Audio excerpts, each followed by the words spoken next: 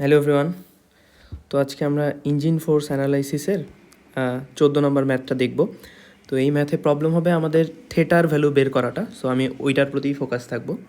আচ্ছা, তো single cylinder vertical engine, এখানে আমাদের ভার্টিক্যাল ইঞ্জিন বলা আছে, বোরের diameter, stroke length and connecting রডের লেন্থ দেওয়া আছে। তো এখানে কোনো থেটার ভ্যালু দেয়া নাই যে আমরা কত ডিগ্রি ক্র্যাঙ্কটা কত ডিগ্রি কোণে আছে টিডিসি থেকে যখন বিডিসি যাচ্ছে। সো এই জিনিসটা বলা আছে এখানে যে when the piston at quarter stroke from TDC is moving downwards the net pressure, এখানে প্রেশার দেওয়া আছে। দ্যাট মিনস আমাকে এক্সের ভ্যালু যেটা সেটা দেওয়া আছে যে আমার স্ট্রোকের কোয়ার্টার, দ্যাট মিনস 4 দিয়ে ভাগ, এক্সের ভ্যালু 90 মিলিমিটার। ওকে, সো এটা ধরে নিই যে আমরা এই সাইডটা ভার্টিক্যাল ডিস্টেন্স এইভাবে ধরি, এই সাইডে ভার্টিক্যাল।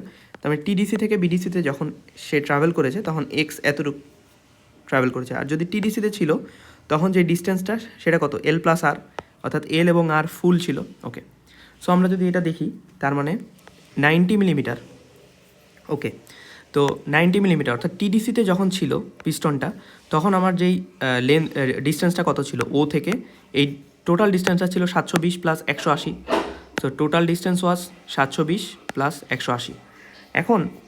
এখন নতুন যেই ডিস্টেন্সটা ও থেকে বি, ওবি ডিস্টেন্সটা কত হইল, 720 প্লাস 180 থেকে 90 বাদ, 720 প্লাস 180 থেকে 90 বাদ, যে দ্যাট মিন্স 810 মিলিমিটার।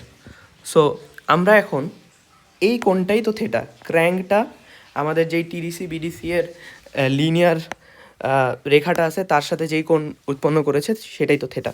তাহলে আমাকে থেটা বের করতে হবে। তাহলে থেটা আমরা ও A B ত্রিভুজে cosine rule apply করে ফেলি। তাহলে কোসাইন রুল যদি অ্যাপ্লাই করি তাহলে আমাদের কত আসতেছে, থেটা ইকুয়াল টু হবে 810 square plus 180 square minus 720 square cos inverse. So আমাদের থেটার ভ্যালু চলে আসলো 54.315। সো এই থেটার ভ্যালুটা বের করে আমাদেরকে এখন টার্নিং মোমেন্ট বের করতে বলছে। টার্নিং মোমেন্ট, তার আগে আমাদের ডায়ামিটার দেওয়া আছে, রেসিপ্রোকেটিং পার্টসের মাস দেওয়া আছে, এক্স দেওয়া আছে, এক্স যেটা আমরা বের করলাম 90 মিলিমিটার, ওখান থেকে তো থেটা পাইছি। আচ্ছা, সো এখন আমাদের তাহলে পিস্টনের যেই ফোর্সটা সেটা কী হবে, সেটা হবে হচ্ছে F load minus F inertia. আর যেহেতু এটা ভার্টিক্যাল ইঞ্জিন তার মানে আমাদের ওয়েটটাও কাউন্ট করা লাগবে। ওকে, ওয়েট ফোর্সটাও। তাহলে এখানে আমাদের প্রেশার ছিল 0.6 into 10⁶। That means we have to calculate the piston force. তাহলে পিস্টন ফোর্স কত আসবে, π/4 D square into P minus inertia force.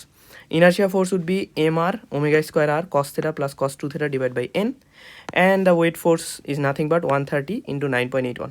তো এখান থেকে আমরা পিস্টন ফোর্স পেয়ে যাব। আর আমাদের যে টার্নিং মোমেন্টটা, সো টার্নিং মোমেন্টটা বেসিক্যালি কি, টার্নিং মোমেন্টটা হচ্ছে আমাদের এই যে এফটি, একটা ইঞ্জিনের এই এফটিটা অর্থাৎ ট্যানজেন্ট বরাবর যেই ফোর্সটা সেটা আমাদের জানা লাগে।